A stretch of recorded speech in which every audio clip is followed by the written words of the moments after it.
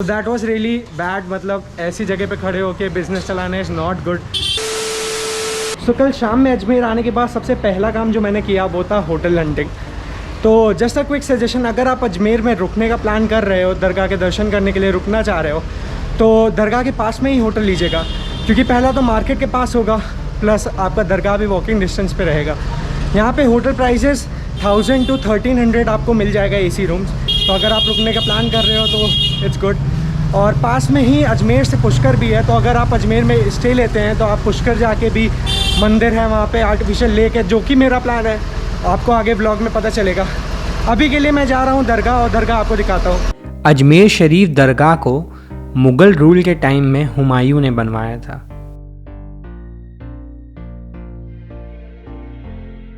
ख्वाजा मोइनुद्दीन चिश्ती जी ने अपनी पूरी ज़िंदगी गरीबों के बेटरमेंट में लगाई। उन्होंने हरदम लोगों को सिखाया कि कितनी ज़रूरी है सेल्फलेस सर्विस करना। इसी आइडिया और उनको रिस्पेक्ट देने के लिए अलग अलग धर्मों के लोग यहाँ आते हैं और मत्था टेकते हैं। ऐसा कहा जाता है कि अगर आप यहाँ आके सच्चे दिल से कुछ मांगते हैं, धागा बांधते हैं, तो वो आपको ज़रूर मिलेगा। यहाँ तक कि अकबर और उनकी रानी हर साल यहाँ पे पैदल आते थे एक लड़के की तमन्ना लेके। जब उनका फाइनली एक लड़का हुआ जहांगीर, तब उन्होंने खुश होकर यहाँ पे अकबर मॉस्क बनवाया। नमाज के बाद यहाँ पे जो कव्वाली होती है उसकी मैं क्या ही तारीफ़ करूँ। मैं खुद यहाँ पे इतनी देर तक बैठा रहा, मैं वही सुनता रहा, इतनी शांति और इतना अच्छा लग रहा था, वो मैं वर्ड्स में आपको नहीं बता सकता। आप खुद आइए अजमेर और खुद विटनेस करिए ये चीज़।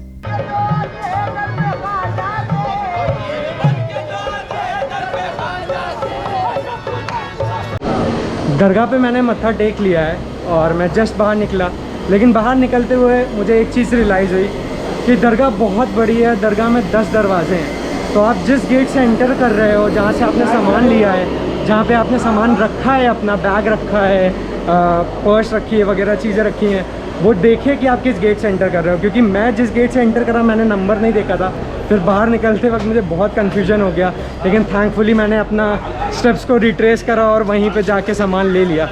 लेकिन मेरी तरह आप ना करो, इसलिए मैं आपको बता रहा हूँ कि जहाँ से भी एंट्री करिएगा देख के एंट्री करिएगा। अंदर मैंने मन्नत के लिए चादर चढ़ाई है और धागा भी बांधा है, लेकिन मतलब बहुत शांति महसूस होती है। वो ऐसी जगहों पे जाके होती ही है, मतलब चाहे मंदिर जाओ, चाहे मस्जिद जाओ, चाहे गुरुद्वारा जाओ, ऐसी फील, ऐसी सुख और शांति जो मन में आती है वो आई डोंट थिंक कहीं घूम के आती है। खैर, तो मैंने वहाँ पे धागा बांधा, लेकिन धागा बांधते हुए थोड़ी सी वियर्ड चीज़ हुई। मैंने धागा बांधा और वहाँ पे एक भैया खड़े थे, वो सबको मतलब गाइड कर रहे थे, इधर जाओ उधर जाओ। तो उन्होंने कहा कि इसमें पैसे डाल दो। मैंने कहा ऑलरेडी मैंने अंदर जो भी करना था मैंने कर चुका हूँ। तो उन्होंने कहा कि अगर नहीं डालोगे इसमें पैसे तो मैं तुम्हारा धागा निकाल दूँगा। तो दैट वाज रियली बैड। मतलब ऐसी जगह पे खड़े होके बिज़नेस चलाना इज़ नॉट गुड। लेकिन ऐसा केवल यहाँ नहीं, हर जगह होता है। मतलब मैंने मंदिरों में भी देखा है, बहुत जगह पे ऐसा होता है। तो नो वरीज, मतलब लेकिन जाके खुशी जो मिलती है वो अलग होती है भाई। तो जैसे मैंने कल आपको बताया था कि मैंने अजमेर में एक दिन का स्टे लिया है, और स्टे लेने का मेरे 2 रीज़न्स थे। पहला रीज़न कि मुझे अजमेर शरीफ के दर्शन करने थे, और दूसरा बड़ा रीज़न ये था कि मैंने सोचा कि अजमेर में रुक के मैं पुष्कर के भी दर्शन कर लूँगा। पुष्कर में बहुत ही फेमस ब्रह्मा जी का मंदिर है। मेरे होटल से लगभग 15 किलोमीटर दूर है पुष्कर। आने जाने का टाइम 30 से 40 मिनट लगता है। तो मैंने सोचा कि ये भी दर्शन कर ही लेता हूँ अगर यहाँ तक आया हूँ तो अभी चल रहे हैं पुष्कर की ओर। और मैंने लगेज अपना सारा रख दिया है होटल में। बाद में दर्शन करके जब लौटूंगा तो होटल से लगेज पिकअप करूँगा और अपनी जोधपुर की जर्नी कंटिन्यू करूँगा।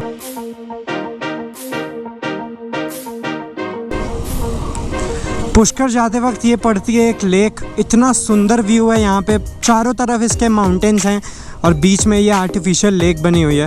काफ़ी सुंदर व्यू है यहाँ पे। मतलब शाम में बैठ के ठंडी ठंडी हवा का मज़ा लेने का यार फील ही अलग होगा। लेकिन सैडली ये लेक पे नहीं रुकेंगे हम, और क्योंकि अभी जाना है पुष्कर और फिर निकलना है जोधपुर के लिए। जोधपुर में भी लेक्स मिलेंगी तो वहाँ पे एंजॉय कर लेंगे। ये हैं आपके सामने राजस्थान के नज़ारे। पुष्कर यहाँ से लगभग 10 किलोमीटर दूर है। अभी मैं अजमेर में ही हूँ, लेकिन काफ़ी सुंदर नज़ारे हैं पुष्कर जाते वक्त के। और गर्मी भी बिल्कुल ज़्यादा नहीं लग रही है, मतलब ठंडी ठंडी हवा चल रही है। अभी मॉर्निंग का वक्त है, 10 साढ़े 10 बज रहा है, तो शायद इस वजह से उतनी गर्मी नहीं हुई है। व्हाटएवर इट इज़, अच्छा जा रहा है। तो जो पुष्कर शहर है, अरे यार, अरे कहना क्या चाहते हो? जो पुष्कर सिटी है वो 3 तरफ से सराउंडेड है, अरावली और रत्नागिरी हिल्स है। जो आपको ये हिल्स दिख रहे हैं ये पूरा सराउंड करते हैं पुष्कर को। और पुष्कर की इम्पोर्टेंस इतनी ज़्यादा हिंदू माइथोलॉजी में इसलिए है क्योंकि पुष्कर में ही एकमात्र टेम्पल है ब्रह्मा जी का जो 2000 साल पुराना है, और पूरे इंडिया में ये एक ही टेम्पल है, इतना इम्पोर्टेंस रखता है जो ब्रह्मा जी के लिए।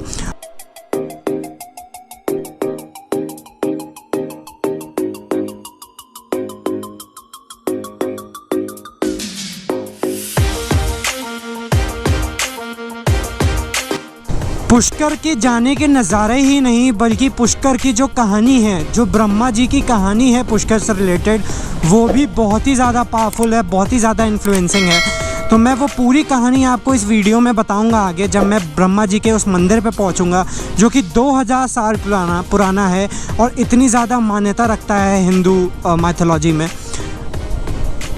सो ये पतली सी गली है, यही मंदिर ले जाती है, बस 100-200 मीटर दूर हूँ।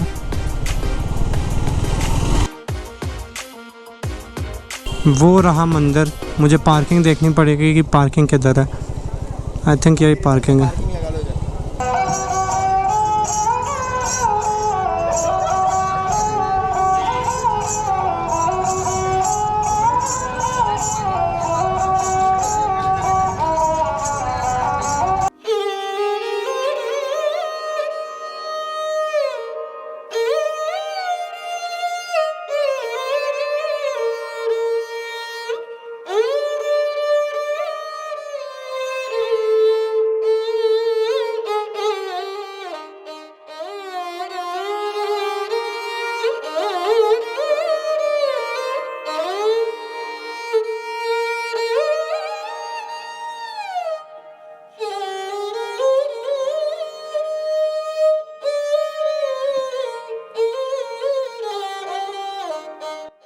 अभी मैं आ गया हूँ पुष्कर मंदिर पे।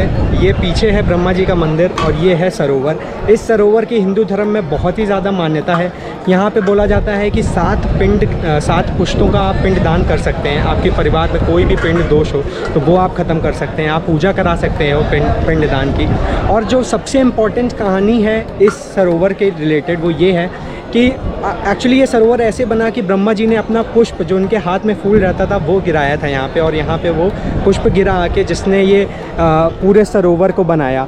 और वो जो आपको बीच में मंदिर दिख रहा है वहाँ पे वो ब्रह्मा जी एक पूजा कर रहे थे और अपनी पहली पत्नी सावित्री जी का इंतज़ार कर रहे थे पूजा के लिए, लेकिन सावित्री जी लेट हो गई आने में पूजा के लिए, तो उन्होंने उसी समय दूसरी शादी कर ली गायत्री जी से, और इस वजह से वो पूजा करने लगे यहाँ पे बैठ के गायत्री जी के साथ। तो जब उनकी पहली पत्नी सावित्री जी आई, उन्होंने देखा कि किसी और स्त्री ने उनका स्थान ले लिया है, तो वो इतना गुस्सा आ गई कि उन्होंने श्राप दिया ब्रह्मा जी को कि उनकी कहीं भी पूजा नहीं हो सकती पूरे ब्रह्मांड में इस सरोवर के सिवा। तो इसीलिए ब्रह्मा जी का केवल दुनिया में एक ही मंदिर है जो कि यहाँ पे है पुष्कर में, और इसीलिए केवल यहाँ पे ही पूजा हो सकती है, यहाँ पे ही अर्चना हो सकती है। अगर आपको प्रसाद भी चढ़ाना है तो उन्होंने एक और श्राप दिया था कि कोई भी आपको डायरेक्टली प्रसाद नहीं चढ़ा पाएगा, आपकी पूजा नहीं कर पाएगा।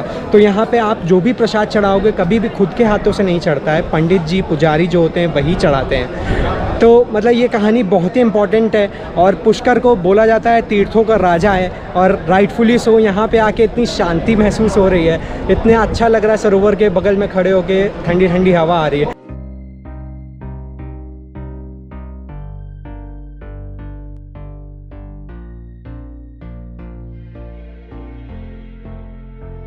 हे नाथ वासुदेव जगत पिता ब्रह्मा जी महाराज। अब मंदिर के दर्शन के बाद इतनी ज़ोरों से भूख लगी कि कुछ खाना तो था ही, तो जस्ट बाहर एंट्रेंस पे ही मंदिर के एक शॉप है जिसका नाम है पुराना मारवाड़ी कुमावत भोजनालय। इतना टेस्टी राजस्थानी ऑथेंटिक खाना देते हैं, मैं क्या बताऊं। मैंने लिया है मक्के की रोटी, कढ़ी, चावल और ये वाली रोटी भी नॉर्मल, और रायता। और कसम से बता रहा हूँ प्राइसेस बहुत कम है और टेस्ट बहुत अच्छा है। तो अगर आप पुष्कर मंदिर आ रहे हैं तो ये ज़रूर ट्राई करिएगा इस शॉप पे आके, खाना बहुत ही बेहतरीन है। गलियों में ये जो शॉप्स लगी हुई हैं यहाँ से कुछ सामान देखूँगा, घर के लिए लेके जाऊँगा, लेकिन काफ़ी लेट हो गया है और मुझे जोधपुर के लिए निकलना है। तो अब जल्दी जल्दी जाके होटल से सामान उठा के मैं जोधपुर के लिए निकलूँगा। इस व्लॉग के लिए बस इतना ही। अगर आपको ये वीडियो पसंद आई, ब्रह्मा जी की कहानी जो मैंने सुनाई, जिस तरीके से सुनाई वो अच्छा लगा तो प्लीज़ वीडियो को लाइक करिएगा, चैनल को सब्सक्राइब करिएगा आप अगर नए हैं चैनल पे। कमेंट करके भी बताइएगा कि आपको क्या चीज़ सबसे अच्छी लगी और आप भी पुष्कर आए हैं तो आपका एक्सपीरियंस कैसा रहा था। मैं मिलता हूँ नेक्स्ट वीडियो में आपको एक नए शहर के साथ राजस्थान के। तब तक के लिए tata bye bye, take care.